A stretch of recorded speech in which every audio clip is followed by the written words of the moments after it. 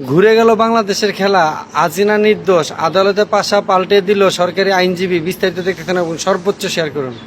তদারকি সরকারের তরফে আন্তর্জাতিক অপরাধ ট্রাইব্যুনালে যেখানে একেবারে হাসিনার জন্য আইনজীবী হিসেবে নিয়োগ করা হয়েছিল আমির হোসেনকে, তার দায়িত্ব ছিল বঙ্গবন্ধুর কন্যা, যার বিরুদ্ধে মানবতা বিরোধী নানা অপরাধে লিপ্ত থাকার অভিযোগে মামলা দায়ের হয়েছে। গায়ে মামলা চাপিয়ে আদালতে তার হয়ে ওই মামলার সওয়াল করা। আর তিনিই বলছেন ধর্মাবতার, হাসিনাকে মুক্তি দিন, উনি কোনো অপরাধ করেননি। শুনতে কেমন কেমন লাগলেও এটাই হয়েছে। আমির হোসেনের এই চালে বেজায় প্যাচে পড়েছে আইসিটি। কারণ আদালতে কাউকে দোষী সাব্যস্ত করতে হলে অভিযোগের একেবারে সপক্ষে প্রমাণ পেশ করতে হয়। কিন্তু হাসিনার বিরুদ্ধে যে অভিযোগে মামলা দায়ের হয়েছে, সেই অভিযোগ প্রমাণ করার জন্য আইসিটিতে কোনো প্রমাণ পেশ করা যায়নি। সুতরাং টেকনিক্যালি তার এই দাবি আইনের দৃষ্টিভঙ্গিতে যুক্তিযুক্ত।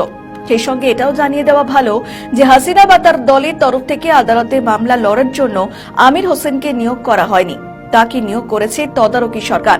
কি বলেছেন আমির হোসেন? গত সোমবার 20 অক্টোবর আইসিটির একে ওই মামলার শুনানি চলছিল। ওদিন হাসিনা সহ 3 আসামির বিরুদ্ধে দায়ের করা অভিযোগের বাদী এবং বিবাদী পক্ষের আইনজীবী সওয়াল জবাব চলছিল। শুনানি শেষে এক ব্রিফিংয়ে হাসিনার পক্ষে সরকারি আইনজীবী বলেন, শেখ হাসিনা নিরপরাধ, তার এবং আসাদুজ্জামান খানের মুক্তি চায়। কেন তিনি এই দুয়ের মুক্তি চেয়েছে সেটাও দ্বর্থহীন ভাষায় জানিয়ে দিয়েছেন। আমির হোসেন বলেন, হাসিনার বিরুদ্ধে যেসব অভিযোগ আনা হয়েছে সেগুলি ঠিক নয়।